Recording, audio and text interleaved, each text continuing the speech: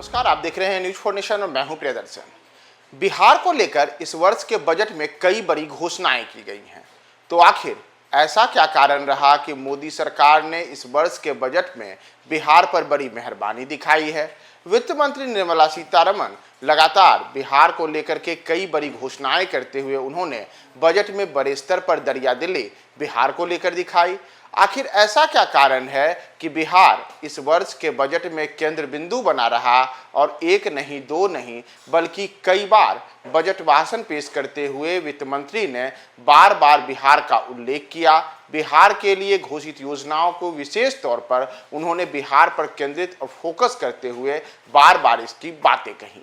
तो इसके कारण जब आप जानेंगे तो आप भी हैरान हो जाएंगे कि इसके पीछे एक सोची समझी रणनीति का हिस्सा ही यह सब माना जा रहा है और यह रणनीति बिहार में भाजपा को बड़े स्तर पर फायदा पहुंचाने का एक कारक बन सकता है। दरअसल आपको बताएं कि इस बार से जो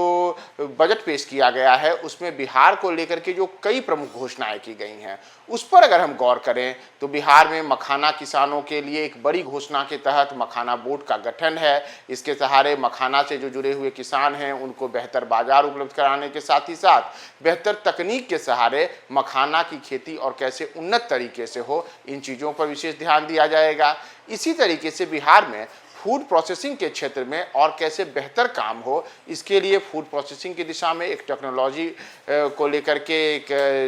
स्थापना की जाएगी। और इतना ही नहीं, पटना आईआईटी में छात्रावास के विस्तारीकरण से लेकर के कई अन्य घोषणाएं भी की गई हैं। और ग्रीनफील्ड एयरपोर्ट की मांग जो बिहार के लिए लंबे अरसे से की जाती रही है, तो उसमें पटना के मौजूदा एयरपोर्ट के उन्नयन के साथ ही बिहार के लिए ग्रीनफील्ड एयरपोर्ट की घोषणा भी शामिल है। और इतना ही नहीं, मिथिलांचल के लिए एक नहर परियोजना को भी इस वर्ष के बजट में स्वीकृति देते हुए बजट भाषण के दौरान वित्त मंत्री निर्मला सीतारमण ने विशेष तौर पर इसमें बिहार का जिक्र किया।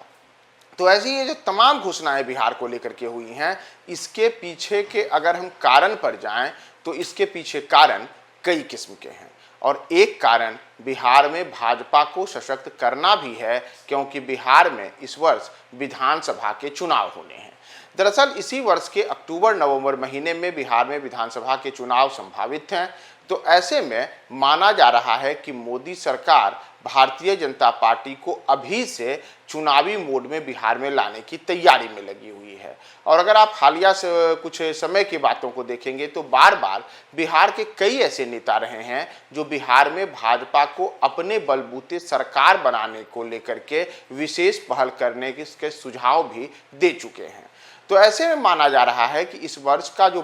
बजट है और उस बजट में बिहार को विशेष तौर पर फोकस करने का जो केंद्रीय वित्त मंत्री निर्मला सीतारमण का एक बजट भाषण के दौरान बार बार हम सब लोगों ने उल्लेख सुना, तो उसका कारण भी बिहार में भाजपा को सशक्त करने की रणनीति ही है। दरअसल इस वर्ष जो चुनाव होंगे, चुनाव के पहले ही कई किस्म की बातें एनडीए में खींचतान को लेकर के चल रही हैं। जैसे बार बार कई ऐसी बातें आई जिसमें ये बातें सामने आई कि जदयू और भारतीय जनता पार्टी में अभी से सीटों के तालमेल, सीटों के बंटवारे को लेकर के भीतर खाने कई किस्म की पेचीदगियां हैं। इतना ही नहीं, अगर आप याद करें तो पिछले दिनों ही चाहे केंद्रीय मंत्री चिराग पासवान हो या फिर केंद्रीय मंत्री जीतन राम मांझी हो, इन सब ने अपने अपने पक्ष में बिहार में कैसे उनको ज़्यादा से ज़्यादा सीटों पर चुनाव लड़ने का मौका मिले, इसके लिए दबाव वाली रणनीति के भी कई बयान उनकी ओर से आने शुरू हुए हैं। तो ऐसे में भारतीय जनता पार्टी के लिए बड़ी चुनौती है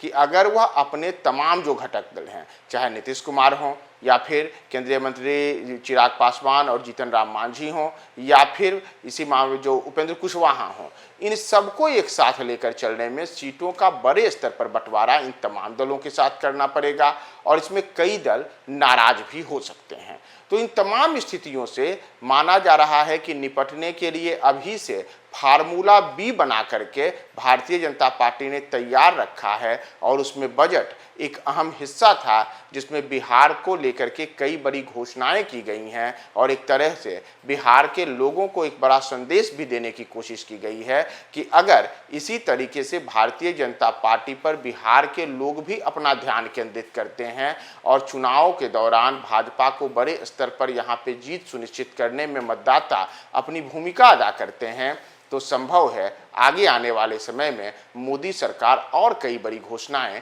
बिहार को लेकर करे, जिससे बिहार में जो विकास को लेकर के कई किस्म के सपने देखे जाते हैं वे सपने साकार होंगे। और दूसरी ओर एक बड़ा हिस्सा यह होगा कि भारतीय जनता पार्टी अगर अपनी इस रणनीति में जो मतदाता हैं उन तक यह संदेश देने में सफल हो जाए तो इसका बड़ा लाभ चुनाव में भाजपा को मिलेगा। साथ ही साथ जो कई बार सीटों के बंटवारे को लेकर के चाहे नीतीश कुमार हो, चिराग हो, जीतन राम मांझी हो या उपेंद्र कुशवाहा हो, इन सब से जो तालमेल बिठाने को लेकर के अलग अलग किस्म की चुनौतियां हैं, उन सब पर भी इस बार के बजट में ये घोषणाएं करके एक दबाव बनाने की भी कोशिश का हिस्सा ही माना जा रहा है कि भारतीय जनता पार्टी अभी से बिहार पर फोकस करके बिहार के लिए कुछ विशेष करने का संदेश दे करके अब मतदाताओं को अपने पक्ष में गोलबंद करने की एक नई रणनीति का हिस्सा बजट में पेश की है। तो अब देखना महत्वपूर्ण होगा कि क्या ये जिसे कि बी प्लान बताया जा रहा है, इस बी प्लान का बड़ा फायदा चुनाव में भाजपा को होगा